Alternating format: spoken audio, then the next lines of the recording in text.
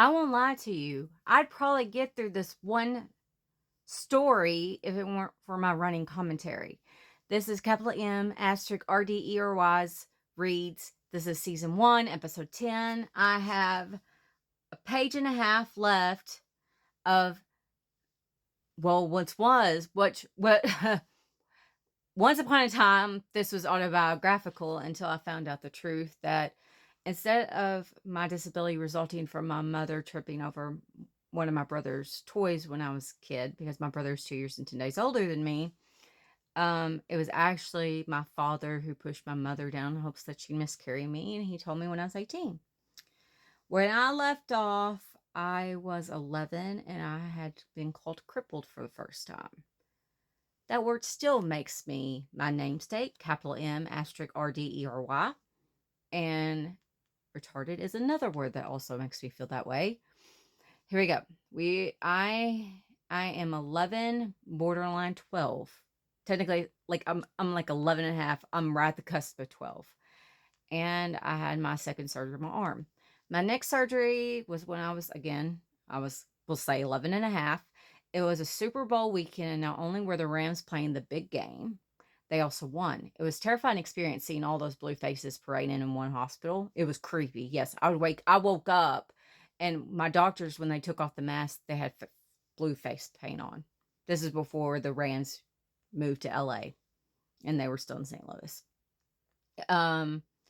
It wasn't until I was 14/15 when I had my fourth and fifth surgery. It was a 2-week procedure, one on February 7th and the other was on Valentine's Day.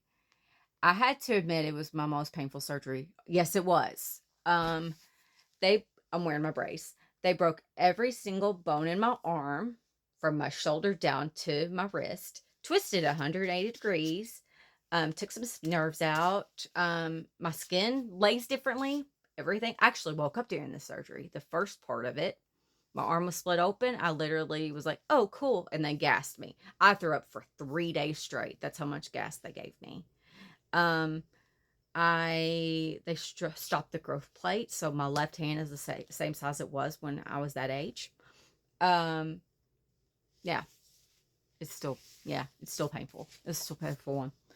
I know what I said about running commentary. I'm trying to push that back some. Um, it was my first surgery in high school, which was emotionally and physically painful, obviously. And it was my first surgery after my parents were divorced, my biological parents. My mom married my dad, and he's amazing. But at the time, I had I had a lot of anger and a lot of everything during that point. Still, that didn't stop me. I actually went to the day after I got home from the hospital, I went to my first formal dance with a hot pink full arm cast that matched perfectly with my hot pink dress. Yes, my dress was hot pink and it matched my cast. My cast was hot pink with purple hearts on it. By the time I was 16, I learned to adapt to mostly everything. I had everything going for me in my eyes. I had been a cheerleader at least for 6 years at that point. By the time I graduated, it was about 10-ish. 10-ish. About that. I had cheered in kindergarten, 4th through 6th, 7th through 12th. They wanted me to cheer in college, and I told them no. um, and I say that was my first love. I thought that was my first love. Actually, my first love was reading, to be honest. But back then, I wrote this a long time ago. Um, that was when I realized that everything worth living isn't always pure sunshine. At the age of 16, I was discriminated against for my disability. Yeah, this happened. This really happened, and it sucked. That for me was the hardest to understand. I had been for so long going about just doing the things the only way I knew how, and there was never a problem.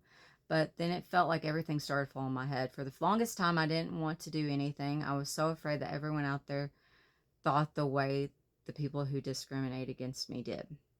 I had been a cheerleader for a long time at this point. I was throwing girls up in the air. I was catching them. I was a flyer. I was a spotter. I lifted, you name it, I did it. And um, I got a new cheerleading coach. And she went about going around my back and telling all the girls that I couldn't do it because of my disability. I was very capital M asterisk RDERY.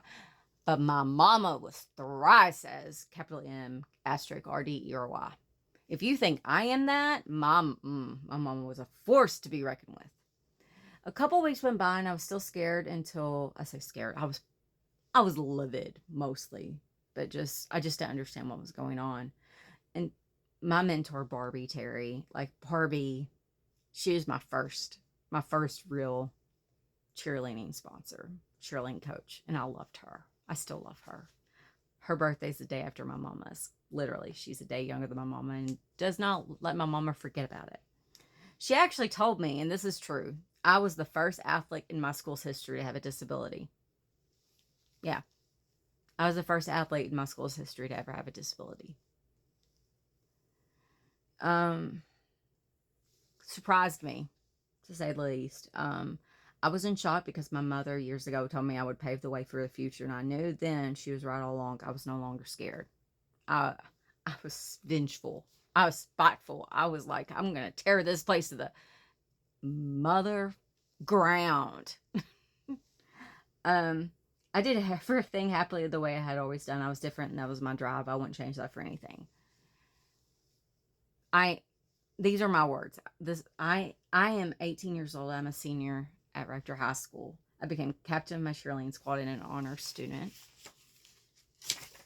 This year was my last time to visit Shriners, and it was so hard. I grew up there. They were my family, and I loved all of those people. I even loved my old Baba doctor, but I knew it was time to grow up and try to help people like my family helped me. In the end, my cerebral palsy made me into a stronger and better person. That is why I encourage others like me not to ever lose hope, because you are never alone. There's always going to be someone out there, someone like you who understands what you go through. I've been there.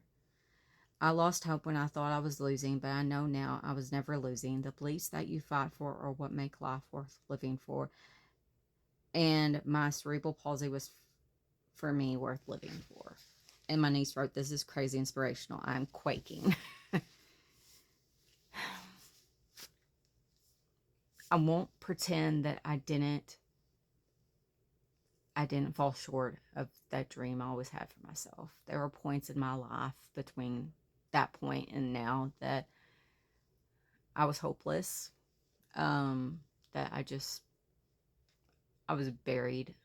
I had my head buried under a rock, and I was just very self-deprecating. I'm still self-deprecating, but I was a lot harder on myself then than I am now.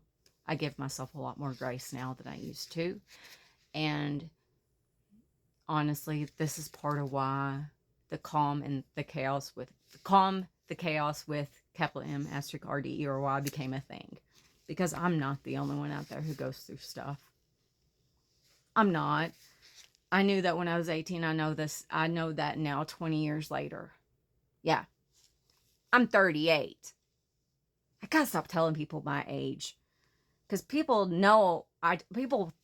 don't think I'm 38. They say I look younger than 38. And I don't argue with them because look at my face. I'm young. I'm spry. I'm beautiful. I'm timeless. But let's move on. I could maybe read a couple more of these before this video cuts me off. The Girl Unchanging.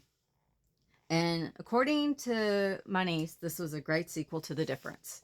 I'll always be the girl over analyzing everything, the one who cries in the movies. I'm the girl who laughs over silly things, the one who blushes all the time. I'll always be the girl who smiles, the one with the crazy hair. I'm the girl who falls too easy, the girl who gets hurt too fast. This is just me, the girl I'll always be.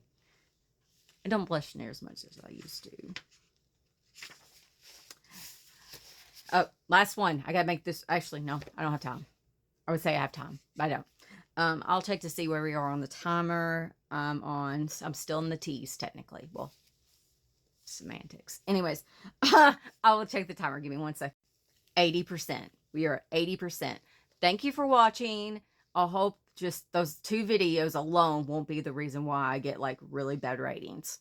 I'm so sorry. I am literally a walking, running commentary. I love you guys. Thank you for your patience. Next up is season 1, episode 11. Bye, guys. Love you. Mwah.